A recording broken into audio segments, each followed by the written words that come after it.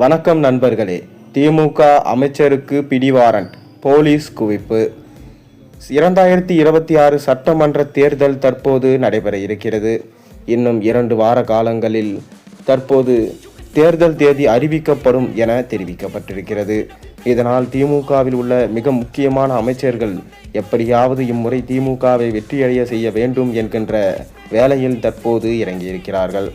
ஆனால் திமுகவில் உள்ள 2 அமைச்சர்களை அமலாக்கத்துறை தூக்குவது என்கின்ற முடிவிற்கு வந்திருக்கிறார்களாம். அதாவது ஊழலின் பட்டியலில் முதலில் இருப்பது KN நேரு, பொன்முடி, செந்தில் பாலாஜி. இவர்களை இம்முறை அமலாக்கத்துறை கட்டம் கட்டி டெல்லிக்கு அழைத்து சென்று விசாரணை செய்து சிறையில் அடைக்க திட்டமிட்டிருக்கிறதாக தற்போது தகவல்கள் வெளியாகியிருக்கிறது. அதனால்தான் தற்போது திமுகவே ஆடி போயிருப்பதாகவும் தகவல் கிடைச்சிருக்கு.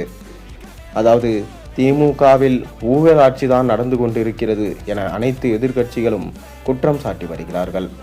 அந்த வகையில் திமுக தான் கொள்கை எதிரி என தாவேகா தலைவர் விஜயும் கூறியிருந்தார். இன்னொரு புறம் திமுகவை காலி செய்யவே NDA கூட்டணி என உருவாகியது. அதிமுக, ராமதாஸ் போன்ற கூட்டணியோடு சேர்ந்து BJPயில் இணைந்து தற்போது திமுகவை எப்படியாவது வீழ்த்திவிட வேண்டும் என்கின்ற விஷயத்தில் தீவிரமாக இருக்கிறார்கள். ஆனால் ஸ்டாலின் அவர்களோ இம்முறை வெற்றி பெற்றுவிட வேண்டும் என தற்போது தீவிரம் காட்டி வருகிறார்.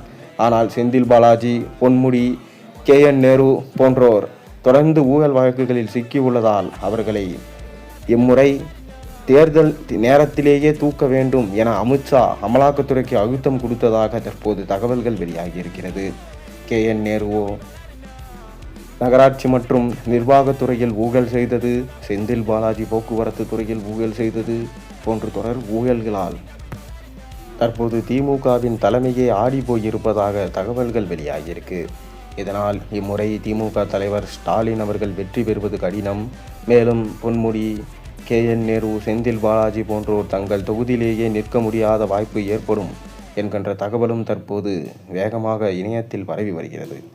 ஒருவேளை இந்த முக்கியமான அமைச்சர்கள் கைது செய்யப்பட்டால் திமுகவின் எதிர்காலம் என்னவாகும் என்பதை நீங்கள் கமெண்ட் வாயிலாக தெரிவியுங்கள்.